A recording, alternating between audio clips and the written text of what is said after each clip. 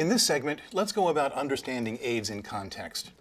AIDS is a pandemic, coming from the Greek words for all and people, an epidemic of infectious disease that spreads through human populations across a large region.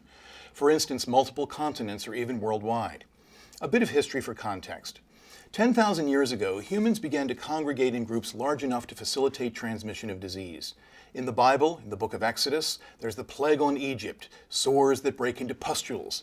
This was considered punishment due to the wrath of God, and those stricken were seen to deserve it.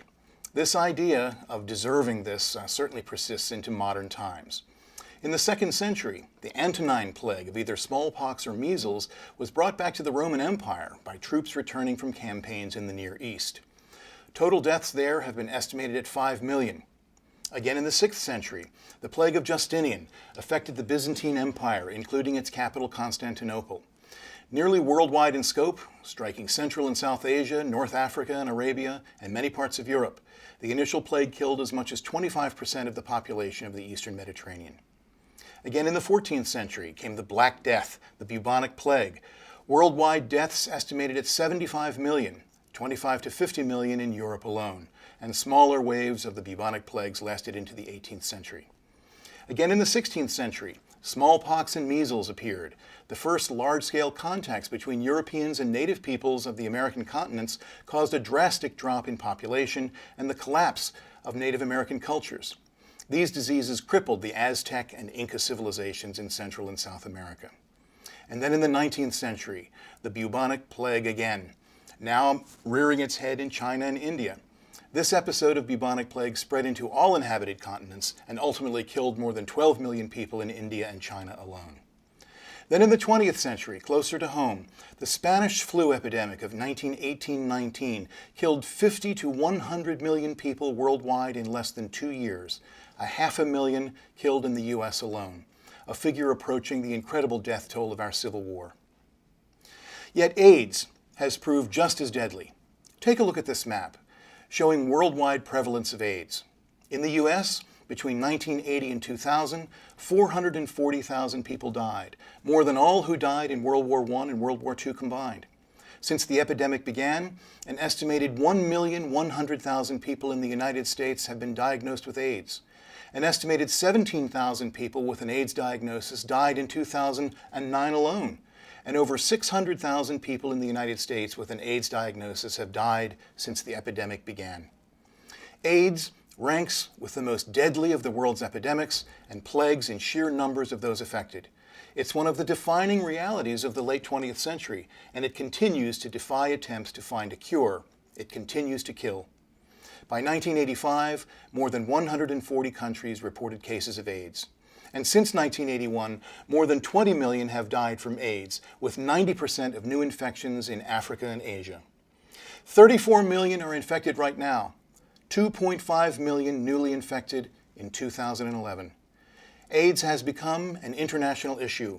Haiti, Africa, Europe, and AIDS has spread into China, Russia. Globalization has been happening since ancient times, but its velocity has increased exponentially during the 30 years of the AIDS epidemic. The world is shrinking. Borders between countries are more porous than ever. Due to jet travel, great migrations of people from the countrysides to the cities all over the developing world, and the fall of the communist bloc, there is an intense movement and clustering of people, more exchanges of all kinds, including sexual contact, and no country is safe from AIDS. And AIDS kills more of the poor.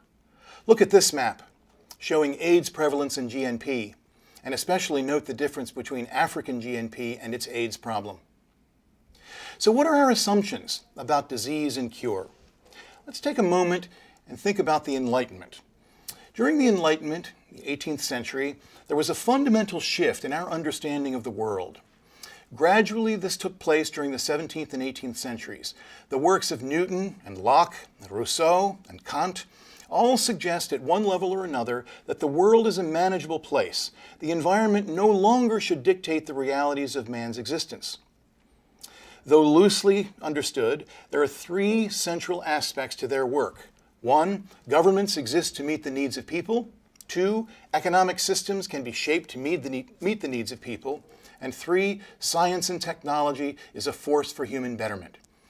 These ideas show up on the other side of the Atlantic in America with the American Enlightenment. There's no better example of this ethos, this faith in progress, than Ben Franklin's Bettering House and the fire companies that he certainly created to control the scourges of fire, the Franklin stove and electricity.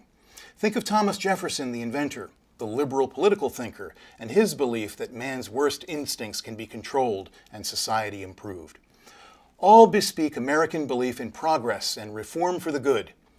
In the U.S. in particular, there is a faith in problem solving.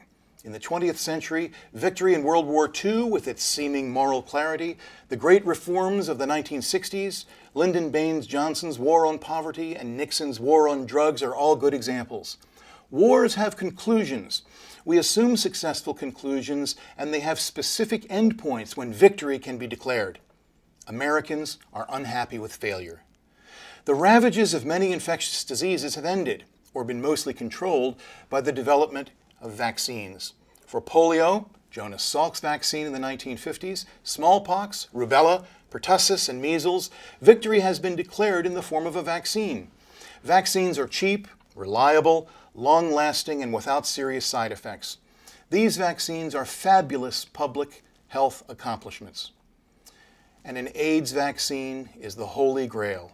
A cheap one could end the need for related expensive health care, save the world billions of dollars in health care costs and lost productivity.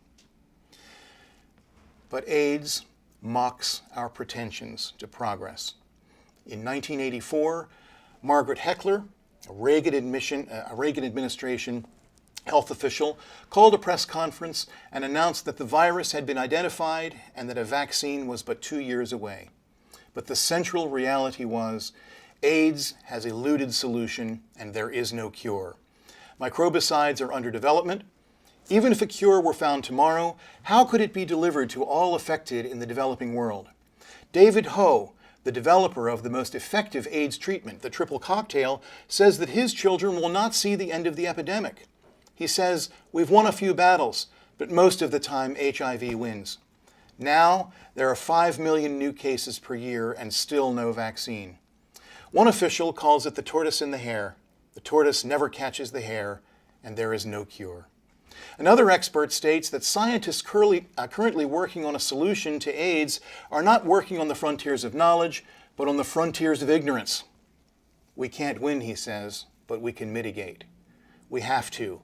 30 million are already dead. So what are the meanings of AIDS? Something so destructive seems intentional. It must have a message of some kind. Since the onset of the disease, many have sought to attach a message. Many have looked to the Bible and prophecy and moral paradigm, natural law or common decency. Gays brought it upon themselves by means of their own obscene behavior. Drug users invited death by mocking life. Africans are dying by the millions because they refuse to conform to Western standards of sexual behavior. These explanations are turned against the suffering, the marginal, the weak, the black, the gay, the poor, and the other. In these ways, AIDS in the U.S. has become a political issue. Conservatives tried to portray it as a divine intervention and tied themselves to a history of theologians and preachers and prophets who viewed disease as God's revenge, like Miriam's leprosy or King George's madness. And liberals used it to illustrate the need to preserve the primacy of civil rights. Where did it come from? What is its timeline? The HIV virus evolved from a simian strain of the virus. Communities of chimpanzees in West Central Africa developed the virus. There, hunters killed the occasional chimpanzee. Most agree that the virus was transmitted to humans sometime during the 1930s, probably when a hunter, butchering a chimpanzee, caught it from the animal's blood. How was it spread? After African independence came urbanization. Men came to cities looking for work without their wives. The sex industry flourished, and the virus found perfect circumstances for its spread. The first death from AIDS came in Africa in 1959. The further spread of the disease was a function of advancing modernity. Greater, more efficient communication and transportation enabled the virus to move from country to country, then from continent to continent. The disease came to Haiti, largely because of sex tourism, and spread from Haiti because of that tourism. Haitian immigrants were diagnosed in Miami in 1981. It came to the gay populations of U.S. cities, then into the blood supply in the U.S., then to the IV drug users. Tens of thousands died, in part because the scientific community was baffled as to what the disease was and because of its very long incubation period, often 10 years. In the U.S., with an advanced healthcare system, AIDS has been controlled, though not cured, with the development of AZT, then the triple cocktail. But if AIDS is controlled in the U.S. and Europe, it has exploded over much of the rest of the world, in Latin America, in Central America, in the Caribbean, in Russia, in much of the Central and East Asia, and especially in sub-Saharan Africa. It will remain a huge scourge on humanity far into the future. Some countries face the loss of up to a third of their populations. And for us, in the West, the great question remains, what is our responsibility to the rest of the world?